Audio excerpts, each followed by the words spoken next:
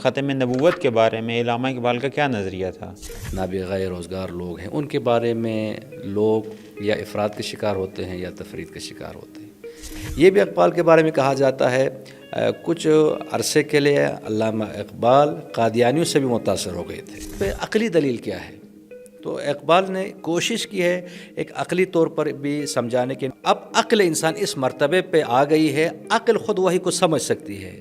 ان جو تکامل عقل کا جو ان کا نظریہ ہے وہی تیرے زمانے کا امام برحق جو تجھے حاضر و موجود سے بیزار کرے، لیکن نثر میں اس کی مہدویت کی اور امامت کی نفی کی۔ لیکن میں نے عرض کیا نا کہ مہدویت کے حوالے سے ان کا جو کانسیپٹ ہے وہ کلیئر نہیں تھا۔ علامہ اقبال نے اسلامی فلسفے کا دقیق مطالعہ نہیں کیا۔ وہابیت کے بارے میں اقبال کا کیا نظریہ ہے؟ کہتے ہوئے علامہ اقبال نے بعض چیزوں میں محمد بن عبد الوہاب کی تعریف کی ہے، اس میں شک نہیں۔ تو علامہ اقبال کا مذہب کیا تھا؟ علامہ اقبال سنی اثناعشری تھے۔ تو مغربی تمدن اور علامہ اقبال اور ساتھ میں سر سید احمد خان، اس کو اب خود کہتے ہیں کہ خیرہ نہ کر سکا مجھے دانش فرن، سرما ہے میری آنکھ خاک مدینہ و نجف۔ اعوذ باللہ من الشیطان الرجیم، بسم اللہ الرحمن الرحیم۔ سامعین محترم، بعض شخصیات ایسی ہوتی ہیں کہ جو قوموں کی تقدیروں کا دائرہ بدل دیتی ہیں اور قوموں کو اس مقام پہ لے آتی ہیں کہ وہ اپنے فیصلے خود کر سکتی ہیں۔ انہی شخصیات میں سے ایک شخصیت جو بر صغیر کے اندر پیدا ہوئی اور جس نے بر صغیر کے مسلمانوں کی تقدیر کا دائرہ بدل کے رکھ دیا، میری مراد وہ شخصیت علامہ محمد اقبال کی ہے کہ آج ہم بات کریں گے علامہ محمد اقبال کے افکار و نظریات کے اوپر۔ آج کی پوڈ کاسٹ میں ہمارے ساتھ ہمیشہ کی طرح موجود ہیں جناب نوازش علی زین الدین صاحب۔ السلام علیکم ورحمۃ اللہ وبرکاتہ۔ وعلیکم السلام ورحمۃ اللہ۔ آپ کو ایک دفعہ پھر خوش آمدید عرض کرتے ہیں۔ بات چونکہ آج کل سوشل میڈیا کے اوپر بہت ہی زیادہ افراد علامہ اقبال کو لے کے، علامہ اقبال کی شخصیت کو لے کے، علامہ اقبال کے افکارات کو لے کے مختلف طرح کی رائے قائم کیے ہوئے ہیں۔ تو سب سے پہلا سوال میں آپ سے عرض کروں گا اور پوچھوں گا کہ علامہ اقبال کا نظریہ خاتمیت یعنی ختم نبوت کے بارے میں علامہ اقبال کا کیا نظریہ تھا؟ بسم اللہ الرحمن الرحیم۔ آپ کے اس سوال کا جواب دینے سے پہلے ایک مختصر ایک تمہید بیان کرنا چاہتا ہوں۔ جس طرح آپ نے سوال میں اشارہ کیا وہ کہ نابغہ روزگار ہستی تھی، تو عام طور پر ہوتا یہ ہے جو تاریخ کے جو مشہور شخصیات ہیں، نابغہ روزگار لوگ ہیں، ان کے بارے میں لوگ یا افراد کے شکار ہوتے ہیں یا تفرید کے شکار ہوتے ہیں۔ یعنی کچھ لوگ جو ان کو مانتے ہیں پھر وہ ان کو عصمت کا درجہ دیتے ہیں، اور کچھ لوگ جو ان کے مخالف ہوتے ہیں وہ بھی پھر ان میں کسی اچھی چیز کو نہیں پاتے اور ہر چیز پہ تنقید کرنا شروع کرتے ہیں۔ انہی میں سے ایک علامہ اقبال ہے۔ علامہ اقبال کے حوالے سے دیکھیں، رہبر معظم انقلاب نے ڈاکٹر شریعتی کے حوالے سے فرمایا کہ ڈاکٹر علی شریعتی ایران میں ایسا ہے جس طرح بر صغیر میں علامہ اقبال ہے، یعنی لوگ افراد و تفرید کا شکار ہیں۔ تو رہبر ڈاکٹر علی شریعتی کے بارے میں فرماتے ہیں کہ دو گروہوں نے شریعتی کے بارے میں اشتباہ کیا۔ ایک وہ لوگ جنہوں نے کہا کہ جو کچھ شریعتی نے کہا ہے وہ 100% اسلام ہے، اس پہ کوئی تنقید کی گنجائش نہیں ہے۔ رہبر فرماتے ہیں یہ ایک اشتباہ ہے۔ اور بعض لوگوں نے کہا کہ شریعتی نے جو کچھ کہا وہ سب کچھ غلط ہے، نادرست ہے، اس میں کوئی حقیقت نہیں ہے، یہ بھی اشتباہ ہے۔ تو دیکھیں اس طرح یہ کسی کے بارے میں حکم لگانا کہ وہ 100% درست ہے یا 100% غلط ہے، یہ درست نہیں ہے۔ علامہ اقبال بھی ایک عظیم ہستی تھے، ایک بہت بڑے مفکر تھے۔ تو علامہ اقبال کے کچھ افکار واقعاً بہت ہی قابل استفادہ ہیں، آج بھی ہم ان سے استفادہ کر سکتے ہیں۔ اور ساتھ ہی علامہ اقبال سے کچھ غلطیاں بھی ہوئی ہیں، تو لہٰذا ان کو بھی مد نظر رکھنا ضروری ہے۔ یہ ایک بات ہو گئی۔ دوسری بات یہ ہے، دیکھیں چاہے شریعتی ہو، چاہے شہید مطہری ہو، شہید باقر صدر ہو، یا علامہ اقبال ہو، علامہ مودودی ہو، جو تاریخی مشہور ہستیاں ہیں، مفکر لوگ ہیں، ان کے فکر میں تکامل آیا ہے۔ تو لہٰذا جب آپ کسی کی فکر پہ بات کرتے ہیں تو لہٰذا اس کی پوری زندگی اور اس موضوع کے حوالے سے ان کی جتنی جو باتیں ہیں ان کو مد نظر رکھنا ضروری ہے۔ یعنی آپ دیکھیں علامہ اقبال جب لندن نہیں گئے تھے اس وقت اقبال کی فکر کچھ اور تھی، لندن جانے کے بعد کچھ فکر اور تھی، لیکن جب لندن سے واپس آئے تو اقبال کے فکر میں پختگی آئی، تو اس وقت دیکھیں علامہ اقبال کے نظریات کچھ اور ہیں۔ مثلا بعنوان مثال، جب تک وہ لندن نہیں گئے تھے تو اس وقت آپ دیکھیں وطنیت کے حوالے سے ان کا پورا ایک مشہور نظم ہے کہ سارے جہاں میں اچھا ہے ہندوستان ہمارا، ہم بلبلیں ہیں اس کی یہ گلستان ہمارا۔ لیکن جب لندن سے واپس آتے ہیں پھر اقبال کی فکر میں کتنی جو ہے تبدیلی آتی ہے. کہتے ہیں کہ ان تازہ خداؤں میں بڑا سب سے وطن ہے، جو پیرہن اس کا ہے وہ ملت کا کفن ہے. یعنی اقبال وطنیت کو پھر ایک بت شمار کرتے ہیں جب یہ لندن سے واپس آئے. اب آتے ہیں آپ کے سوال کی طرف. علامہ اقبال نے ختم نبوت کے حوالے سے جو نظریہ بیان کیا ہے تو دیکھیں اس کو بھی مکمل دیکھنے کی ضرورت ہے. یہ بھی اقبال کے بارے میں کہا جاتا ہے کچھ عرصے کے لیے علامہ اقبال قادیانیوں سے بھی متاثر ہو گئے تھے، یعنی ان کے نظریے کو بھی انہوں نے ایک حد تک کے لیے قبول کیا تھا. لیکن بعد میں جب ان کو پتہ چلا کہ یہ درست نہیں ہے تو انہوں نے اظہار بیزاری کی اس چیز سے، تو لہٰذا وہ مسلمان ہی مرے، تو قادیانی نہیں تھے. اس لیے آپ دیکھیں قادیانی لوگ ابھی بھی علامہ اقبال کی تکفیر کرتے ہیں، بلکہ وہ کہتے ہیں کہ علامہ اقبال مرتد ہو گئے تھے. یعنی پہلے انہوں نے احمد قادیان کی جو ہے وہ غلام احمد قادیان کی نبوت کو تسلیم کیا، پھر ان کو انکار کیا، تو ان کے نظر میں علامہ اقبال مرتد ہے. ختم نبوت کے حوالے سے اقبال نے جو نظریہ پیش کیا واقعاً قابل غور ہے. میں نہیں کہتا کہ وہ 100% ہمیں قبول کرنا چاہیے. میں آپ سے ایک سوال کرتا ہوں کہ ختم نبوت پر عقلی دلیل کیا ہے؟ دیکھیں نقلی دلیل موجود ہے، یعنی قرآن کی آیت ہے، روایت ہمارے پاس بہت زیادہ ہے، لیکن اگر آپ سے ایک سوال کریں کہ اس پہ عقلی دلیل کیا ہے تو اقبال نے کوشش کی ہے ایک عقلی طور پر بھی سمجھانے کی. فرض کریں ایک آدمی جس کا قرآن کے اوپر زیادہ ایمان نہیں ہے، یعنی احادیث کو زیادہ نہیں مانتا، اس بندے کو بھی آپ جو ہے وہ عقلی دلیل کے ذریعے سمجھا سکتے ہیں. اقبال نے یہ فرمایا ہے کہ خداوند عالم نے وحی کو صبح قیامت تک کے لیے محفوظ کیا، کیونکہ قرآن پہ تو اقبال کا ایمان ہے. کیا کہا دیکھیں، گر تمہیں خواہی مسلمان زیستن نیست ممکن جز بقرآن زیستن. فارسی کلام میں اقبال فرماتے ہیں کہ اگر آپ ایک مسلمان بن کے زندگی بسر کرنا چاہتے ہیں تو ممکن ہی نہیں ہے کہ آپ کا اٹھنا بیٹھنا جو ہے وہ قرآن نہ ہو. یعنی قرآن کے بغیر آپ مسلمان بن کے زندگی نہیں بسر کرتے. یا بلکہ شکوہ جواب شکوہ میں کیا فرماتے ہیں، وہ زمانے میں معزز تھے مسلمان ہو کر اور تم خار ہوئے تارک قرآن. تو اقبال کا ایمان قرآن پہ ہے یا نہیں ہے؟ یہ تو صد صد ہے ان کی شاعری میں، اور جہاں پہ انہوں نے مولا علیہ السلام کے جو صفات اور ان کی مدح کی ہے اس میں بھی قرآن کو محور قرار دیا ہے. تو اب دیکھیں بعض لوگوں نے اقبال کا اس جو نظریہ ہے ختم نبوت کے حوالے سے یہ سمجھ لیا ہے، خصوصاً اقبال کے جو نثر ہے اس کا جو فارسی میں ترجمہ ہوا تو ترجمہ کرنے والے بھی کوئی دقیق ترجمہ نہیں کیا یا ان کے پاس وہ متن صحیح موجود نہیں تھا، تو اس سے یہ ظاہر ہوتا ہے کہ علامہ اقبال وحی کو مانتے ہی نہیں ہیں. یعنی یہ ظاہر ہوتا ہے کہ آپ علامہ اقبال کا نظریہ یہ ہے کہ آپ انسان اپنی عقل کے ذریعے سارے مسائل کو سمجھ سکتے ہیں، آپ انسان کو وحی کی ضرورت. یہ تو ہم معمولاً دیکھیں تاریخ میں بھی ہوتا ہے کہ جب تاریخ نگاری کی جاتی ہے تو بعض اوقات جو تاریخ نگار ہوتے ہیں جب تاریخ لکھتے ہیں تو اس میں اپنا عقیدہ بھی شامل کر دیتے ہیں. آپ نے دیکھا ہوگا، اور بعض اوقات ایسا ہوتا ہے کہ ایک شخص کی جس کے سامنے کوئی ایسا موضوع ہے کہ جو کسی دوسری زبان میں ہے اور وہ اپنی زبان میں کنورٹ کرتا ہے تو لامحالہ اس میں وہ اپنی فکر بھی لاشعوری طور پہ داخل کرتا ہے. جس طرح آپ نے عرض کیا کہ فارسی نہیں تھی، جب فارسی میں آیا تو ہو سکتا ہے کہ اس میں جو فارسی ترجمہ کرنے والے نے اس کو درست طریقے سے پریزنٹ نہ کیا ہو یا اس نے خود نہ سمجھا ہو خود نہ کیا سمجھا کہنا چاہتے ہیں. تو علامہ اقبال کا جو نظریہ خلاصہ اس کا یہ ہے کہ اب خداوند عالم نے وحی کو ان قرآن کو صبح قیامت تک کے لیے محفوظ کیا. اقبال کا پورا ایمان ہے قرآن مجید کے اوپر. اب عقل انسان اس مرتبے پہ آ گئی ہے، عقل خود وحی کو سمجھ سکتی ہے. ان جو تکامل عقل کا جو ان کا نظریہ ہے کہ وہ یہ ہے کہ اب مزید کسی نبی کی ضرورت نہیں ہے، عقل انسان وحی کو سمجھ سکتی ہے. تو یہ اقبال کا جو ہے اس نظریے کا خلاصہ ہے.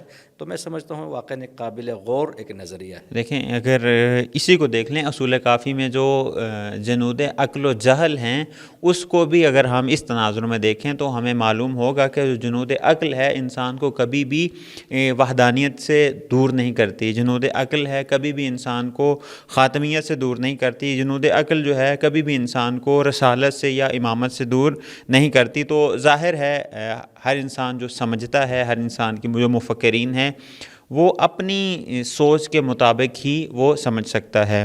اچھا ایک اور چیز جو کہ علامہ اقبال نے شاعری بھی کی ہے، علامہ اقبال نے نثر بھی کی ہے، علامہ اقبال نے مقالے بھی لکھے ہیں.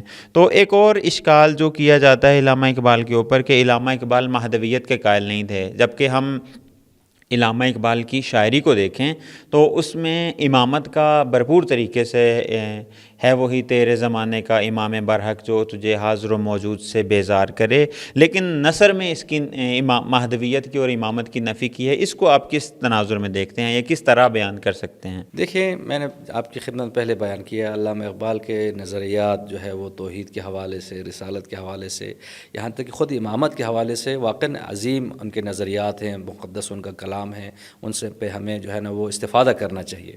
لیکن یہ تو حقیقت ہے کہ علامہ اقبال کا تعلق مکتب تشیع سے نہیں تھا، یعنی ایک سنی گھرانے پلے بڑے، لیکن بہرحال اپنے مطالعے کے نتیجے میں، غور و فکر کے نتیجے میں بہت سے حقائق کو اقبال نے تسلیم کیا۔ تو نثر میں مہدویت کی اقبال نے نفی کی ہے، اس میں شک نہیں ہے، لیکن نظم میں جو اقبال نے بعض اوقات اشعار کہیں، جس طرح آپ نے ذکر کیا کہ اس میں بھی اگر آپ غور کریں تو مہدویت کی تائید نہیں ہے، نفی کی ہے۔ وہ جو ایک مشہور شعر بھی ہے کہ دنیا کو ہے اس مہدی برحق کی ضرورت، ہو جس کی نگاہ زلزلہ عالم افکار، اگر اس کو آگے پیچھے سے پڑھیں تو اس سیاق میں یعنی اس کی تائید جو ہے وہ نہیں کی۔ اس میں ہم یہ کہہ سکتے ہیں کہ اس میں جو لفظ مہدی استعمال ہوا وہ لغوی معنی میں ظاہراً استعمال ہوا ہے۔ دیکھیے، میں نے عرض کیا نا کہ مہدویت کے حوالے سے ان کا جو کانسیپٹ ہے وہ کلیئر نہیں ہے، میں یہ سمجھتا ہوں، تو لہٰذا ان کی جو مثبت چیزیں ہیں ان سے ہمیں استفادہ کرنی چاہیے۔ جہاں پر اقبال ہے وہ انسان تھے، وہ معصوم نہیں تھے، ان سے غلطیاں بھی ہوئی ہیں، ان سے اشتباہات بھی ہوئے ہیں، تو لہٰذا ان چیزوں کو بھی مد نظر رکھنا ضروری ہے۔ لیکن دیکھیں، شہید مطہری علامہ اقبال کے بارے میں بیان کرتے ہیں کہ وہ فرماتے ہیں کہ علامہ اقبال ایک عظیم انسان تھے، عاشق رسول تھے، عاشق اسلام تھے، لیکن وہ نقد کرتے ہیں کہ علامہ اقبال نے اسلامی فلسفے کا دقیق مطالعہ نہیں کیا تھا، اس وجہ سے علامہ اقبال کے نظریات میں کچھ کوتاہیاں موجود ہیں۔ میں سمجھتا ہوں یہ وہ بنیادی وجہ ہے جس کی وجہ سے وہ مہدویت کو اس طریقے سے نہیں سمجھ سکے جس طرح مکتب اہل بیت میں موجود۔ اچھا، ایک اور آج کل اگر سوشل میڈیا پہ دیکھا جائے تو وہابیت کے بارے میں اقبال کا کیا نظریہ ہے، اس کی تعریف کیا ہے، اور آیا وہ وہابیت کو درست سمجھتے تھے یا غلط سمجھتے تھے؟ دیکھیں، اس میں شک نہیں ہے کہ علامہ اقبال نے نثر میں محمد بن عبد الوہاب کی تعریف کی ہے، لیکن وہابیت کے اوپر نقد بھی کیا ہے۔ یعنی بعض لوگ کیا کرتے ہیں جو اقبال کے جو ہے وہ مخالف ہیں، وہ صرف اس کو لے کے دیکھیں انہوں نے محمد بن عبد الوہاب کی جو ہے وہ تعریف کی ہے، اس نقد کو بیان نہیں کرتے۔ بعض لوگ اس نقد کو پیش کرتے، اس تعریف کو جو ہے پیش نہیں کرتے۔ تو چونکہ علامہ اقبال ایک مجدد انسان تھے، وہ ایک نئی چیز کو، آپ دیکھیں عام طور پر یہ ہوتا ہے کہ بعض لوگ جو بھی نئی چیز آ جائے اس کو ٹھکرا دیتے ہیں، لیکن بعض اوقات ایک جب معاشرے کے اوپر جمود طاری ہو جائے تو اس دوران اگر کوئی نئی فکر پیش کرے تو بہت سارے لوگ اس کو تسلیم کرتے ہیں۔ تو اس زمانے میں، علامہ اقبال کے زمانے میں، عالم اسلام پہ ایک جمود کی کیفیت طاری تھی۔ تو اس حوالے سے اہل سنت کی دنیا میں آپ دیکھیں، بہرحال محمد بن عبد الوہاب کے بہت سے نظریات سے آپ اختلاف کرتے ہیں اور کرنا بھی چاہیے، ان کے بہت سارے نظریات درست نہیں تھے، لیکن بہرحال محمد بن عبد الوہاب کی اس تحریک فکر کے نتیجے میں بہت سارے بت ٹوٹے بھی ہیں۔ یعنی ان چیزوں کو، ان کی جو نئی چیزیں ہیں، نئے افکار ہیں، ان کو مد نظر رکھتے ہوئے علامہ اقبال نے بعض چیزوں میں محمد بن عبد الوہاب کی تعریف کی ہے، اس میں شک نہیں۔ اچھا، ایک اور جس طرح آپ نے شروع میں اشارہ کیا کہ اقبال مغرب جانے سے پہلے کچھ اور تھے، جب مغرب گئے تو کچھ اور تھے، اور جب واپس آئے ہیں تو بالکل ہی تبدیل شدہ اقبال تھے۔ تو مغربی تمدن اور علامہ اقبال اور ساتھ میں سر سید احمد خان، اس کو آپ کس تناظر میں دیکھتے ہیں؟ دیکھیے، اس حوالے سے رہبر معظم انقلاب کی ایک بہترین تقریر ہے، جو رہبر معظم انقلاب نے جب صدر تھے اس وقت اقبال کے حوالے سے کانفرنس ہوئی تھی تہران میں۔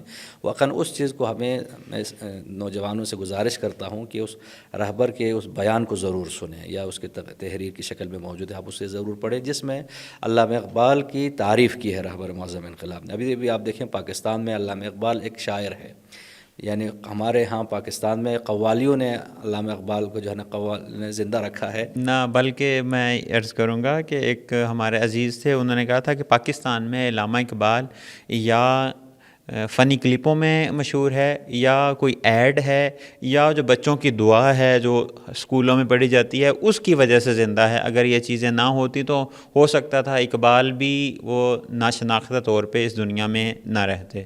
جی، تو دیکھیں، رہبر معظم انقلاب فرماتے ہیں کہ مشرق کا وہ چمکتا ہوا ستارہ ہے علامہ اقبال، حقیقت میں جو ہے نا وہ یہ ہے۔ تو لہٰذا علامہ اقبال کی جو رہبر معظم انقلاب نے جو سب سے بڑی خصوصیت بیان کی ہے علامہ اقبال کی، وہ یہ ہے، وہ کہتے ہیں کہ کچھ لوگ ہیں جو مشرق میں رہ کر مغربی تہذیب کے لیے کیا ہے اس قدر وہ مشتاق ہے مثلا مغرب میں جانے کے لیے یا مغربی تہذیب کو اپنانے کے لیے، یعنی مغربی تہذیب کا نام سن کر ان کے منہ سے جو ہے نا وہ پانی ٹپکتا ہے۔ رال بہتی ہے، رابر نے الفاظ استعمال کیے۔ لیکن اقبال وہ عظیم ہستی ہے کہ جو مغرب جانے کے باوجود، وہاں زندگی بسر کرنے کے باوجود خود کہتے ہیں کہ خیرہ نہ کر سکا مجھے دانش فرنگ، سرما ہے میری آنکھ خاک مدینہ و نجف۔ تو اس حوالے سے علامہ اقبال واقعی ایک عظیم انسان تھے۔ اب آپ دیکھیں مثلا قم نجف میں بیٹھ کر شاید میرے بعض اوقات نماز شب بھی قضا ہوتی ہو، مجھے توفیق نہ ملتی ہو، یا صبح کے بعض لوگ کہتے ہیں کہ بڑی مشکل سے ہم نماز پڑھتے ہیں، لیکن اقبال فرماتے ہیں کیا، زمستانی ہوا میں گرچ تھی شمشیر کی تیزی، نہ چھوٹے مجھ سے لندن میں بھی آداب سحرگاہی۔ یعنی اس ماحول میں، اس تہذیب میں رہ کر علامہ اقبال لندن میں بھی نماز شب ادا کرتے تھے۔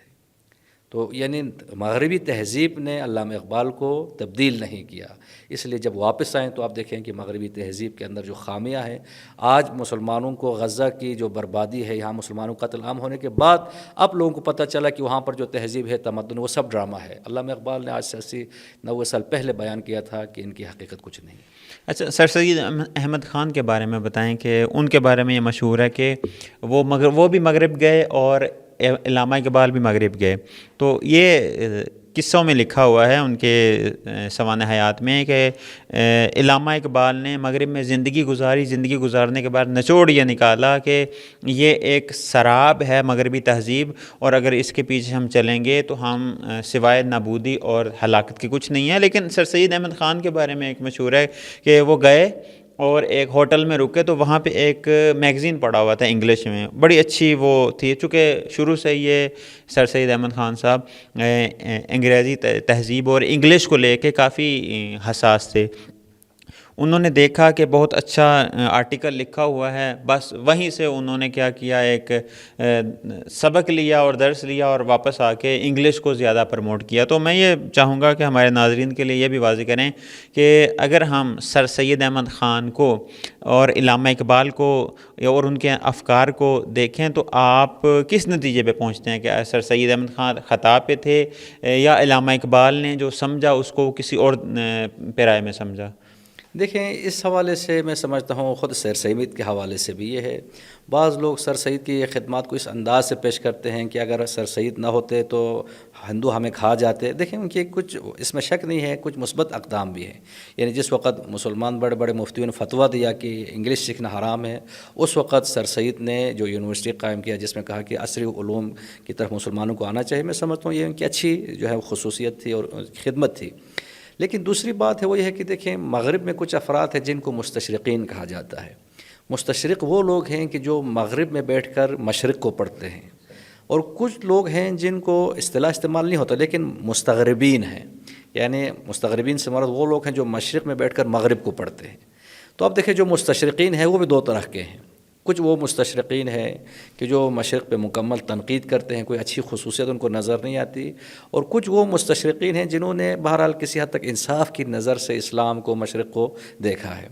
تو جو مستغربین ہیں ان میں بھی کچھ ایسے لوگ ہیں جو مغرب سے اس قدر متاثر ہیں کہ ان کو مغرب زمین میں، مغربی ثقافت میں کوئی خامی نظر نہیں آتی، اور کچھ وہ لوگ ہیں جنہوں نے انصاف کی نظر سے جو ہے مغرب کو دیکھا ہے۔ تو لہٰذا سر سید احمد خان کچھ زیادہ ہی مغرب سے متاثر ہو گئے تھے۔ معمولاً یہ کہا جاتا ہے کہ علامہ اقبال نے اہل بیت کی شان میں بیان کیا، یا جس طرح اردو شاعری میں امامت کو بیان کیا، تو بعض لوگ کہتے ہیں، خود ایک شعر بھی ہے جو علامہ اقبال کے ساتھ منسوب کیا جاتا ہے کہ یہ تو ابو ترابی ہے، یعنی ابو تراب کو ماننے، یعنی مولا علی کو ماننے والا ہے۔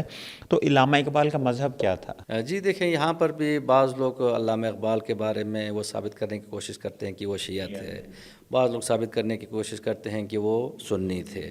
لیکن اگر آپ خود علامہ اقبال کی جو ہے زندگی کا مطالعہ کریں، ان کے کلام کا مطالعہ کریں، تو یہ حقیقت ہے سنی گھرانے میں ان کی پیدائش ہوئی۔ لیکن افکار میں آپ دیکھیں اہل بیت کے بہت زیادہ انہوں نے شان میں اشعار کہے ہیں، یعنی رہبر معظم انقلاب بیان کرتے ہیں، بہت سے کم شیعہ شاعر ایسے ہیں جنہوں نے اتنے اہم اور عظیم مقدس کلام کہے ہیں اہل بیت کے شان میں، کہ امام علی کی شان میں، حضرت زہرا کی شان میں، امام حسین علیہ السلام کی شان میں۔ تو میں سمجھتا ہوں کہ علامہ اقبال سنی اثنا عشری تھے، یعنی کچھ شیعہ اثنا عشری ہوتے ہیں اور کچھ سنی اثنا عشری تھے۔ شیعہ آپ اس لیے نہیں کہہ سکتے، تو دیکھیں کوئی شیعہ جو ہے مثلا خلفاء کی شان بیان نہیں کرتا، لیکن علامہ اقبال کے کلام میں خلفاء کی بھی تعریف کی ہے، ان کی شان میں بھی انہوں نے جو قصائد کہے ہیں، تو لہٰذا محب اہل بیت تھے، اس میں شک نہیں ہے۔ جس طرح منسوب کیا جاتا ہے، پوچھتے کیا ہو مذہب اقبال، یہ گناہگار وہ ترابی ہے، لیکن جو دوسرا جو کلام ہے اقبال کا شعر ہے کہ کہتے ہیں ہے اس کی طبیعت میں تشیع ذرا سا، تفضیل علی میں نے سنی ان کی زبانی، تو لہٰذا میں سمجھتا ہوں خود اس چیز کی نفی بھی نہیں کرتے، وہ تفضیلی سنی تھے۔ تفضیلی سنی سے مراد کون سے لوگ ہیں؟ دیکھیں اہل سنت میں دو نظریے پائے جاتے ہیں۔ بعض جو مشہور ان کا نظریہ ہے جو ترتیب خلافت ہے وہ ترتیب فضیلت بھی ہے، یعنی جس طرح ترتیب میں پہلے حضرت ابوبکر کو مانتے ہیں، پھر عمر کو، عثمان کو، پھر مولا علی کو، کہتے ہیں اسی ترتیب کے ساتھ فضیلت بھی ہے، ان رسول کے بعد جو ہے مولا علی کا نمبر چوتھا ہے۔ لیکن بعض لوگ تفضیلی سنی ہیں، وہ کہتے ہیں کہ ترتیب خلافت میں تو رسول کے بعد کوئی اور ہیں، لیکن ترتیب فضیلت میں دیکھیں رسول کے بعد سب سے افضل ہستی جو ہے مولا علی کی ذات ہے۔ تو علامہ اقبال اس حوالے سے تفضیلی سنی تھے، یا خلاصہ جس طرح میں نے بیان کیا علامہ اقبال سنی اثنا عشری تھے۔ ماشاء اللہ، بہت خوب، آپ نے بہت اچھے انداز سے وہ چیزیں کہ جو سوشل میڈیا پہ آج کل ہر کسی کی زبان پہ ہیں کہ علامہ اقبال یہ تھے، علامہ اقبال وہ تھے، علامہ اقبال کا نظریہ یہ تھا، واقعاً ایسے ہی ہے کہ اگر آفاقی شخصیات کو اگر آفاقی ذہنیت سے دیکھا جائے تو پھر ان میں ہمیں مثبت چیزیں بھی نظر آتی ہیں، لیکن اگر آفاقی شخصیات کو انسان تنگ نظری اور تعصب کی نگاہ سے دیکھے تو پھر اس آفاقی شخصیت میں کوئی بھی مثبت پہلو نظر نہیں آتا۔ بہت شکریہ آپ کا، آپ نے وقت دیا اور اس مہم موضوع کے اوپر لب کشائی کی۔ سامعین محترم، دیکھیں آفاقی شخصیات ہمیشہ آفاقی ہوتی ہیں اور اپنا اثر ڈالتی ہیں، اور علامہ اقبال بھی واقعاً ایک آفاقی شخصیات کے زمرے میں آتے ہیں کہ جنہوں نے نہ صرف بر صغیر کے مسلمانوں پہ بلکہ پوری دنیا میں رہنے والے ہر اس شخص کے ضمیر کو جھنجھوڑا ہے کہ جو غلامی کے گٹا ٹوپ اندھیروں میں چھپا ہوا تھا۔